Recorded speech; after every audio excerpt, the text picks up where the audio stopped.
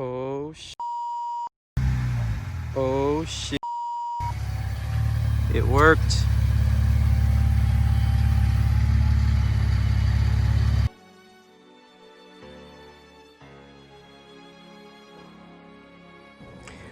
Yo, walk on YouTube. So remember after I did my headlights, I told you guys that I wasn't too satisfied with how the wiring was done because the headlights and the grid lights were connected directly to the battery terminal. So judging by the title of this video, I figured out a better way. So let's get into it. So I bought some stuff off Amazon. These are some circuit fuse adapters, pretty cheap, $9.99. It comes in a pack of all these different fuse adapters, but the one that the Durango uses, or the fuse that the Durango uses, is the micro 2. So I just went ahead and got all of them. You can get it by itself, but I just figured to get all of them because this was the cheaper option. And how it works is it comes with 2 slots for fuses. So whatever you're gonna connect to this line here, you would put the fuse for that. The original fuse that you're gonna take out to plug this section in, you're gonna put in this side. So it's pretty simple. You have to, if you have to take out a fuse, you put it back here to continue the function of that fuse slot, and then you put a fuse for the line that you're gonna connect to.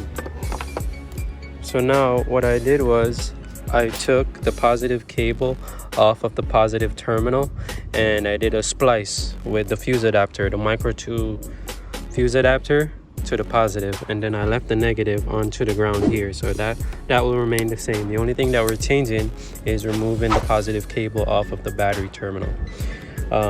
So like I said, it looks like this. I already did the work, but it looks like this. I spliced it on to the cable that I already had, and then what you have to do next is you have to find which fuse you want to use to power your lights. So in this case, what I did was I'm using the DRL fuse. You'll see F40, the DRL fuse. So whenever I start the car, at whatever time the DRL lights should come on, my halo lights and the DRL LED lights are gonna come on as well.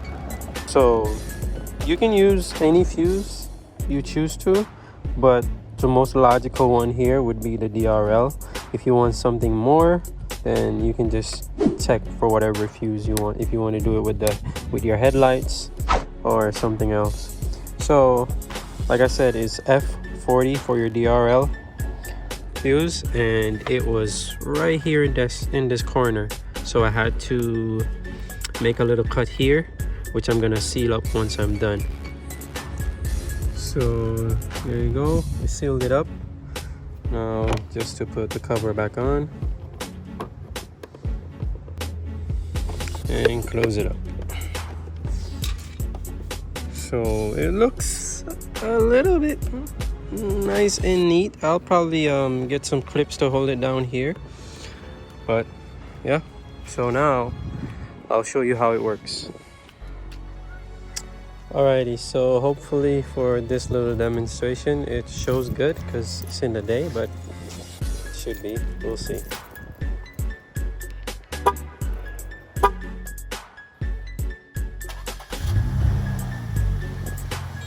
And there you have it. Even the grill lights came on too, but I still have them wired to one circuit. I might separate them in the near future, so we'll see. So whatever settings you had last, that's what's gonna come up once it started. Let me shut it off. Well, let me change the color first, and then I'm gonna shut it off. So let's change to red, and then we'll shut it off.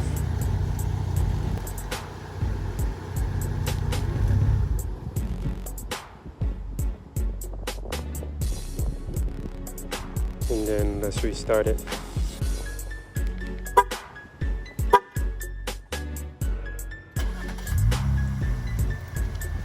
So yeah, so whenever the car is started, the DRL light accessory is gonna turn on, which is what we have our lights connected to, and it's automatically gonna turn on the Bluetooth module.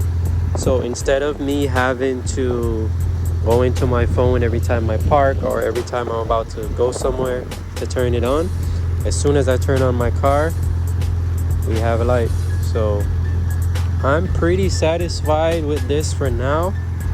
Like I said, the next thing I'm gonna do is I'm gonna put the grill lights, I'm gonna separate the grill lights from the halo rings and the DRL to have it come on separately whenever. So yeah, that's as simple as it is. I'll leave the link in the description for the fuse adapters.